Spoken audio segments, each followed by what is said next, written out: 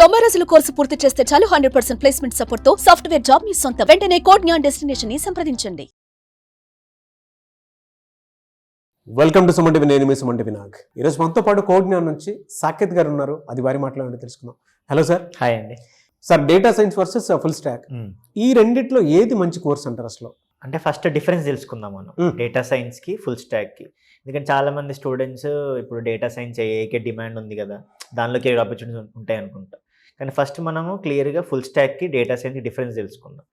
ఇప్పుడు ఏ స్టూడెంట్ అయినా కూడా మనం ఫుల్ స్టాక్ అనుకోండి, మనం డైలీ లైఫ్లో వాడే అప్లికేషన్స్ ఏముంటాయి?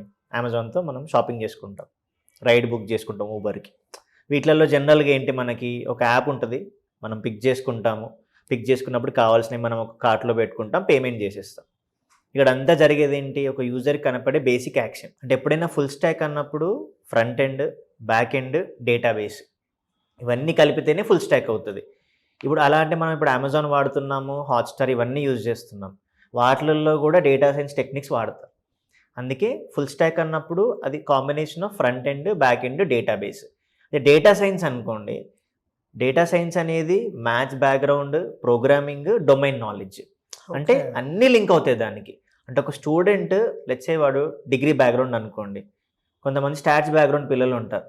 ఆ స్టాట్స్ బ్యాక్గ్రౌండ్ పిల్లలకి బేసిక్ కోడింగ్ తెలిసి స్టాటిస్టికల్ నాలెడ్జ్ ఉంటే డేటా సైన్స్ సైడ్ మూవ్ అవ్వచ్చు. అప్పుడు ఏంటి, వాళ్ళు కోర్ మ్యాథ్స్ నేర్చుకుంటారు, కొంచెం ప్రోగ్రామింగ్ నాలెడ్జ్ నేర్చుకుంటే డేటా సైన్స్కి ఆపర్చునిటీస్ పెరుగుతూ ఉంటాయి వాళ్ళు. అలా కాకుండా ఏ స్టూడెంట్ అయినా, నాన్ ఐటీ బ్యాక్గ్రౌండ్ అయినా, బీటెక్ కంప్యూటర్స్ అయినా, ఈసీ అయినా, ట్రిపుల్ ఏ అయినా, ఎవరికైనా బిగినింగ్ ప్రోగ్రామింగ్ నాలెడ్జ్ ఉండాలి. కాబట్టి ఫస్ట్ ఫుల్ స్టాక్ ఎందుకు నేర్చుకుంటారంటే మల్టిపుల్ ఆపర్చునిటీస్ వస్తాయి. అలా డిఫరెన్స్ ఉంటుంది డొమైన్ వైజ్.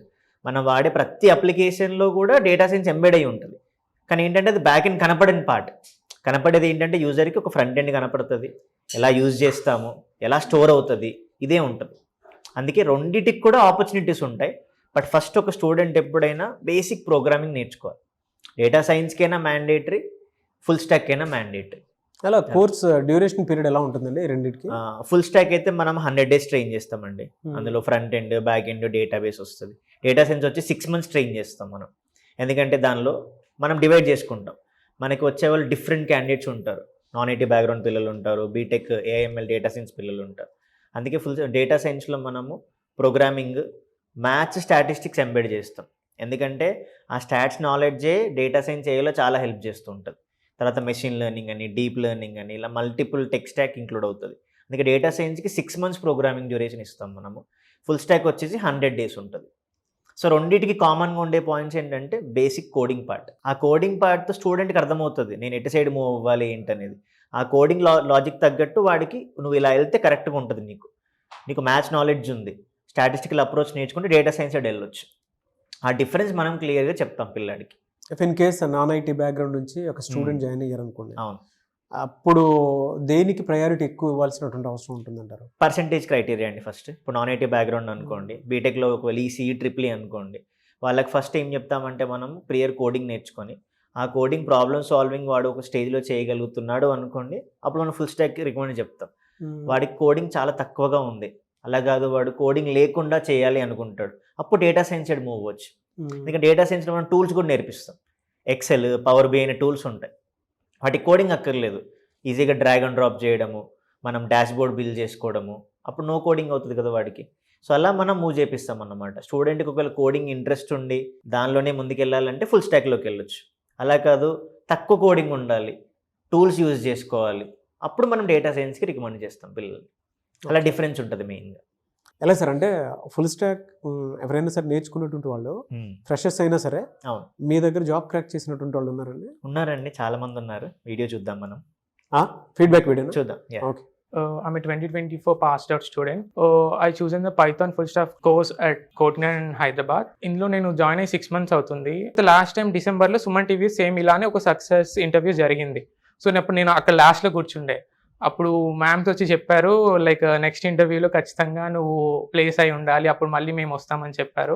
నేను అప్పటి నుంచి కంపెనీస్కి అప్లై చేయడం స్టార్ట్ చేశాను. యాక్చువల్గా 2 companiesలో ప్లేస్ అయ్యాను, రెవాచ్ టెక్ మహీంద్రా క్లయింట్ అను ఫ్రాగ్మైజ్ with 3.25 LPA and 4 LPA. So ఈ యొక్క ప్రాసెస్లో నాకు కోడ్ జ్ఞాన్ ఇన్స్టిట్యూట్ చాలా సపోర్టింగ్గా ఉంది. లైక్ ఇక్కడ ఉన్న ప్రతి ఒక్క మెంటర్ ఈ కోడ్ జ్ఞాన్ ఇన్స్టిట్యూట్కి ఒక స్ట్రాంగ్ పిల్లర్ లాగా నిలబడి చాలా మంది ఫ్రెషర్స్ జాబ్ తెచ్చుకోవడానికి చాలా హెల్ప్ఫుల్ చేస్తున్నారు.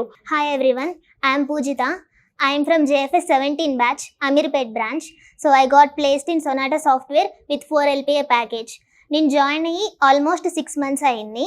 సో ఎవ్రీడే క్లాసెస్ ఉంటాయి కదా మనకి. మాకు ఫస్ట్ యాప్టిట్యూడ్ జరిగింది, ఆల్మోస్ట్ ఒక 2 months జరిగింది. అండ్ తర్వాత SQL జరిగింది.